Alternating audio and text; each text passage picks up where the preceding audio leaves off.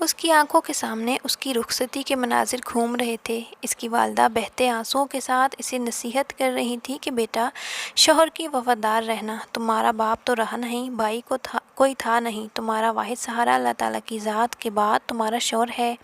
اس کے برے رویے کو بھی مسکرا کر سہ لینا، اس کے غصے اور جبر پر بھی صبر کرنا اور گھر نہ ٹوٹنے دینا۔ پھر منظر بدلتا ہے اور وہ گاڑی سے اتر کر سسرال میں پہلا قدم رکھتی ہے۔ اسے حیرت ہوتی ہے کہ لوگ جہاں پہلے اس کے واری واری جا رہے تھے، وہاں سب نے آنکھیں ماتھے پر رکھی ہوئی تھی اور کوئی اس کو دلہن کا کمرہ تک بتانے کا روادار نہیں تھا۔ پھر منظر بدلتا ہے اور اس کے ساتھ ہی اس کی گردن پر رکھا شوہر کا پاؤں گردن پر دباؤ بڑھاتا ہے۔ اس کا نام ماریہ امجد تھا اور وہ آغاز جوانی میں یتیم ہوئی تھی، اور اس کی والدہ جو پہلے ہی جمع پونجی اپنے شوہر کے علاج پر لگا چکی تھی، اس کے لیے بیٹی کی کفالت کرنا مشکل ہو گیا تھا۔ تو اس نے حتی المقدور بہتر رشتہ تلاش کر کے اپنی بیٹی کو رخصت کر دیا تھا، مگر اس کی بیٹی میں سسرال میں پہنچتے ہی اپنی اہمیت کا اندازہ بھی لگا لیا تھا۔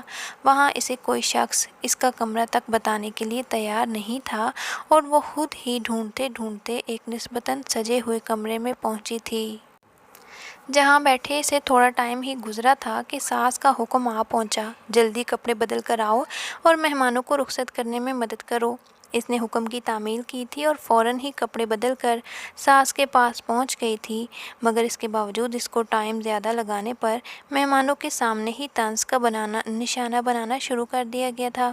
وہ سمجھ گئی تھی کہ یہاں گزارا آسان نہیں ہوگا، مگر وہ جانتی تھی کہ اس کی والدہ کے لیے بھی اس کا بوجھ اٹھانا اتنا آسان نہیں تھا، لہٰذا اس نے جیسے تیسے وہیں گزارا کرنے کی ٹھان لی تھی۔ مہمانوں کو رخصت کرنے کے بعد اسے ایک اسٹور نما کمرے میں بھیج دیا گیا تھا۔ کمرے کی حالت بتا رہی تھی کہ وہاں پہلے گھر کی ملازماؤں کی رہائش تھی۔ اس نے کمرے میں پھیلا ہوا کچرا سنبھالا، کمرے کو رہنے کے قابل بنایا اور بیٹھ کر شوہر کا انتظار کرنے لگی، یہاں تک کہ صبح فجر کی اذان ہو گئی مگر شوہر کی آمد نہ ہوئی۔ وہ وضو کرنے کی نیت سے اٹھی اور ڈھونڈتے ڈھونڈتے باتھ روم تک پہنچی۔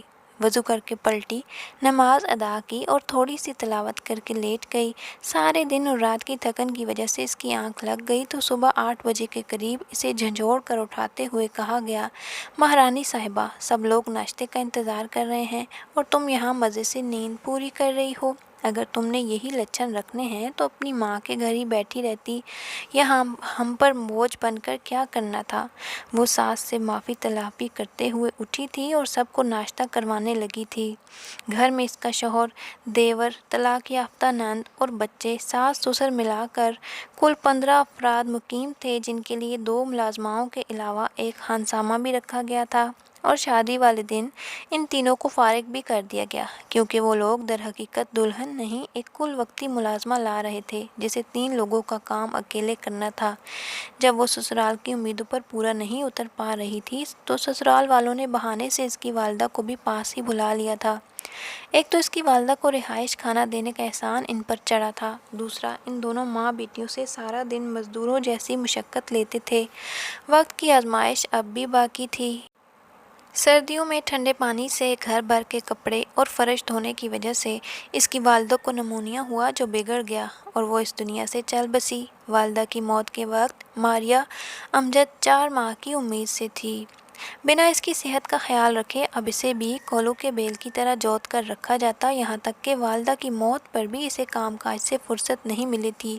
اس نے مقررہ وقت پر ایک بچی کو جنم دیا تھا جو کہ ایک ٹانگ سے معذور تھی۔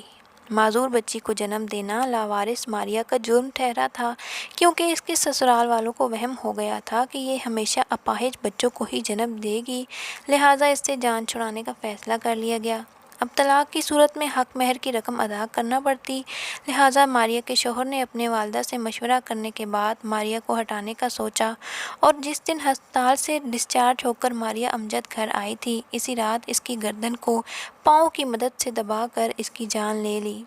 ماریہ کے شوہر کا پاؤں کا دباؤ اس کی گردن پر بڑھتا جا رہا تھا اور اس کے سامنے اس کا ماضی گھومتا جا رہا تھا، اور وہ سوچ رہی تھی کہ ایسا انجام کیوں؟ پھر جب اسے موت یقینی نظر آنے لگی تو اسے اپنی نومولود بچی کی فکر ہوئی۔ اس نے آخری بار بچی کو پیار دینے کی خاطر ہاتھ بچی تک بڑھایا، مگر ہاتھ بچی تک پہنچنے سے پہلے ہی ماریہ کی گردن ٹوٹ گئی۔ اس دنیا کے عذاب سے اس کی جان چھوٹ گئی۔ بچی کو آخری بار پیار دینے کی حسرت دل میں لیے وہ قبر میں جا پہنچی اور موت کی وجہ جنات کو قرار دے کر قصہ ختم کر دیا گیا۔